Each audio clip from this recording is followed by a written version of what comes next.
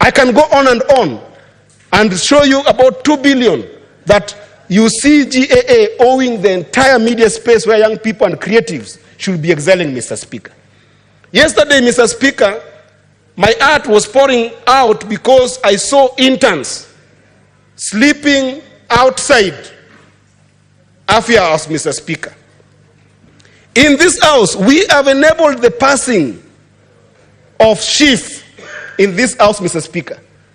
And if you look at the way NHIF used to work, Mr. Speaker, you can see how Parliament and the Cabinet have conspired against Kenyans, Mr. Speaker, to do businesses. You know very well that when we did have the national, the NHIF that was working, Mr. Speaker, it used to be that money would be collected from the public. NHIF would then go and have a department that makes payments for all Kenyans when they are sick. That even necessitated the fact that NHIF had to have a system of clearing those payments, Mr. Speaker. And yet, in these two houses, Mr. Speaker of Parliament, we passed chief. How is chief operating, Mr. Speaker? Where NHIF used to have 24 billion that was saved, Mr. Speaker, to the extent that they could be able to buy T-bills so that when they don't collect money, they could be able to pay for people in this country, Mr. Speaker. Today, that entire 24 billion is missing, Mr. Speaker. And to the extent that we know very well, and I hope the theory of Marsabit is here, that chief was forced to go and procure a system that they don't need because they procured services of a private entity to be able to offer insurance. Chief still went and spent 10 billion to procure a system that they don't need, that failed when it was stated in Marsabit, Mr. Speaker. This is a matter of public knowledge. And all these are deals and businesses, so that even Parliament has become a place of not bill making, but deal making, Mr. Speaker. So we must face these challenges as a people, Mr. Speaker. And one thing that the President must be able to confront, Mr. Speaker, is that this vested interest in government must stop and allow for private sector to be able to create jobs that are decent for our young people, because government will just never be able to create enough jobs. And this is confronting the President of the nation, that because of the magnitude of the crisis that we are seeing today, Mr. Speaker, the response must also be the same. It goes without saying that in physics, they say that one action must have an equal reaction to it, Mr. Speaker.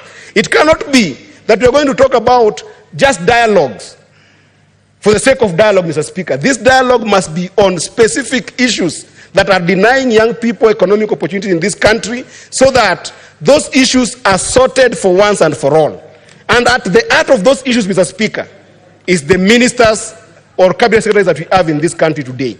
Mr. Speaker, the President must confront this reality that either you die with these few individuals or you die with the entire country.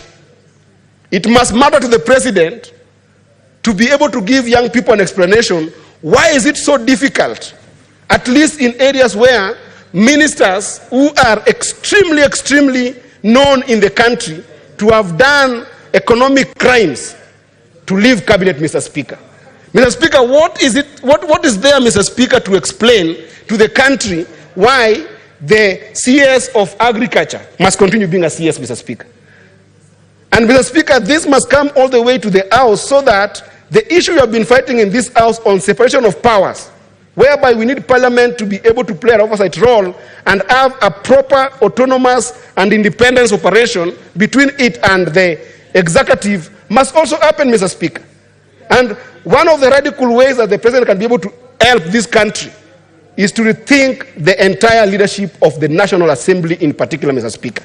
Because the National Assembly under our Constitution has got all powers to deal with money bills, Mr. Speaker. And that is why it becomes very easy for the National Assembly to be able to mix personal interest and public interest, Mr. Speaker. I have checked at the quality of leadership in this House, Mr. Speaker. If you look at Senior Senator Boni Alwale, Mr. Speaker, as the majority whip in this House, Mr. Speaker, at what point do you compare Senior Boni Alwale with Honorable Osoro in the National Assembly, where Honorable Osoro is going to look at issues of budget and finance bills in this country, Mr. Speaker? When you look at our majority leader here, Mr. Speaker,